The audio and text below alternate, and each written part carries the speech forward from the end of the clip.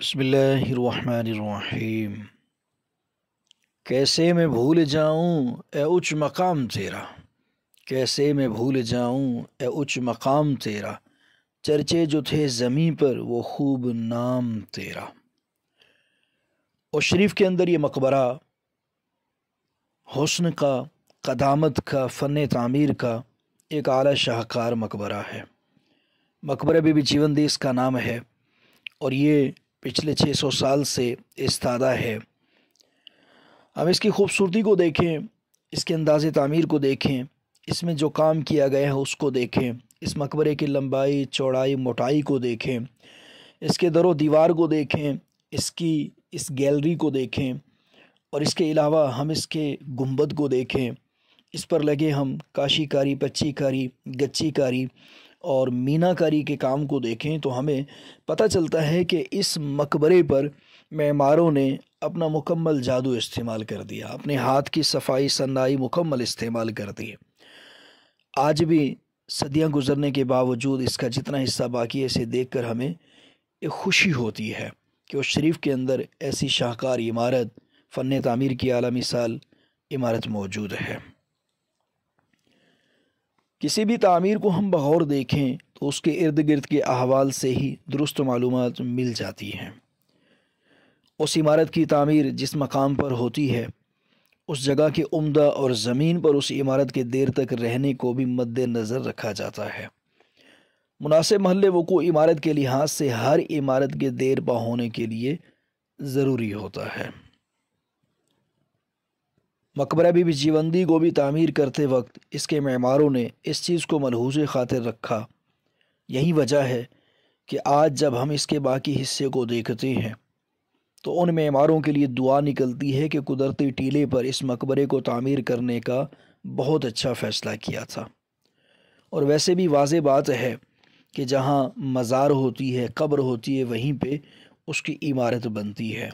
तो तदफीन में इस ऊंची जगह का इंतखाब करने वालों ने बिल्कुल दुरुस्त फ़ैसला किया था। हम इस्लामी तामीरात का जायज़ा लें तो पाक व हिंद में ऐसी नायाब और शाहकार फ़न तामीर की मिसालें नज़र आएंगी जो आज तक आँखों ने न देखी और ना ही कानों ने सुनी। शख्सियत फ़नकार मुअम्मा नहीं वाहिद, शख्सियत फ़नकार मुअम्मा नहीं वाहिद, फ़न ही में हुआ करता है फ़नकार का परतौ। फ़न की बदौलत ही फ़नकार की, उसके मेमार की और उसके साने की पहचान होती है। यही वजह है कि बाज़ौक़ लोगों ने इस तरह के कारनामे सर अंजाम दिए। हम मुग़लिया सल्तनत को देखें, मुग़लिया बादशाहों के अदवार को देखें तो इनके अदवार में इस्लामी फ़न तामीर को जो उरूज मिला वो बरसग़ीर के लोग बेहतर समझ सकते हैं। मकबरा बीबी जीवंदी भी ऐसी ही एक नायाब तस्वीर है जिसको हम जिस ज़ाविये से भी देखें अक्ल दंग रह जाती है। होश व हवास पर जुमूद तारी हो जाता है और ज़बान से आफरीन आफरीन सद हब्बाज़ा तहनियात और तस्लीमात की सदाएँ बुलंद होती हैं। और शरीफ का यह मकबरा महल्ला बुखारी के बिल्कुल आखिरी किनारे पर इस्तादा है और शान व शौकत और जाज़बियत में आँखों को चुंधिया देता है। यकीनन इस मकबरे की तामीर में दुनिया के बड़े बड़े माहिर इंजीनियर्स और शोहरत याफ्ता कारीगरों ने अपनी सन्नाई और हाथ की सफाई में किसी किस्म की कमी नहीं आने दी। और यही वजह है कि आज हम उनको अच्छे लफ्ज़ों से याद करते हैं, उनकी मेहनत को याद करते हैं। किसी शायर ने क्या खूब कहा, ज़्यादा फ़न में बड़े सख्त मकाम आते हैं, ज़्यादा फ़न में बड़े सख्त मकाम आते हैं, मर के रह जाता है फ़नकार अमर होने तक। अच्छा, फिर इस मकबरे को हम देखें तो काशीकारी, पच्चीकारी, नक्काशी, खत्ताती और आराइश व ज़ैबैश के कारीगरों ने इसको चाँद की तरह चमकदार कर दिया। अब करीब से देखें, निहायत उम्दा, बहुत खूबसूरत ये मकबरा नज़र आता है। इस मकबरे की तामीर के बारे में कोई वाज़ेह ख़द ख़ाल नहीं मिलते। मशहूर रिवायत 1494 की है, उस पर इंशाअल्लाह आखिर में गुफ्तगू करूँगा। बहरहाल इस मकबरे पर कतबा होना चाहिए था, कतबे पर सन तामीर सन तारीख़ होनी चाहिए थी।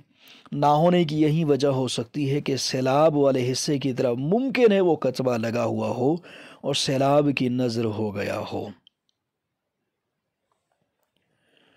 یا یہ بھی ممکن ہے کہ موجودہ مقبرے کے کسی حصے میں لگا ہو اور مسلسل بارشوں، آندھیوں اور زمانے کی اڑتی دھول کی نظر ہو کر گر گیا ہو، اور آج بھی اس شریف کے کسی قدیم گھر، کھیت میں یا زمین میں دبا ہوا آہو بکا کر رہا ہو۔ حوادث زمانہ کی نظر ہونے والا یہ مقبرہ آج بھی ہیبت و جلال کے ساتھ اپنے معماروں کی عظمت کو بیان کر رہا ہے۔ بقول عظیم حیدر، آہن سنگ کو زہراب فنا چاٹ گیا، آہن سنگ کو زہراب فنا چاٹ گیا، پہلے دیوار شکستہ ہوئی پھر باب گرا۔ ہائے ہائے ہائے، کتنا پیارا شعر ہے، اور اس کے تناظر میں دیکھیں تو مقبرہ بی بی جیوندی کی حالت ہمیں بہت واضح نظر آ جاتی ہے۔ اس مقبرے کے سن تعمیر کے حوالے سے اب تک کوئی مستند تاریخی دستاویز نہیں مل سکی، مگر ایک عبارت ہے جو محسن تاریخ اوچ زبیر شفیع غوری مرحوم کی کتاب میں ہمیں وہ عبارت ملتی ہے۔ یہ زبیر شفیع غوری صاحب کی مہربانی ہے کہ انہوں نے اس شریف کے اندر 1981-82 میں آ کر ایم اے کا تھیسس کیا، جس میں اس شریف کے آثار قدیمہ کو انہوں نے قریب سے دیکھا، جانچا، پرکھا، حتیٰ کہ لاہور میں لیبارٹری کے اندر اس کے بعض چیزیں لے جا کر ان کے تجربات بھی کروائے اور اس شریف کی قدامت کو بھی واضح کیا۔ تو محسن تاریخ اوچ زبیر شفیع غوری مرحوم، اللہ تعالیٰ ان کے مرکز کو انوار و تجلیات کا مرکز بنائے، ان کا ایک تجزیہ آپ کے سامنے رکھنا چاہوں گا کہ مقبرہ بہاول حلیم، جو کہ بی بی جیوندی کے مقبرے کے بالکل ساتھ ہی ہے، اس مقبرے کو حضرت مخدوم جہانیہ جہاں گشت رحمۃ اللہ تعالی علیہ نے تعمیر کروایا تھا، اور حضرت بہاول حلیم حضرت مخدوم جہانیہ جہاں گشت رحمۃ اللہ تعالی علیہ کے استاد صاحب تھے۔ حضرت مخدوم پاک کا دور ہجری جو ہے وہ 707 تا 785 بنتا ہے مکمل زندگی کا، اور یہ عیسوی دور 1307 تا 1383 بنتا ہے۔ مخدوم جہانیہ جہاں گشت رحمۃ اللہ تعالی علیہ نے یہ مقبرہ اس شریف میں اپنی مستقل رہائش کے دوران بنوایا ہوگا، اور یہ دور بھی 750 تا 780 ہجری بنتا ہے، اور بی بی جیوندی کا مقبرہ بعد میں 1494 بمطابق 900 سن ہجری میں بنا۔ درمیان میں وقفہ ہجری اور عیسوی فرق کے ساتھ 110 یا 120 سال کا بنتا ہے۔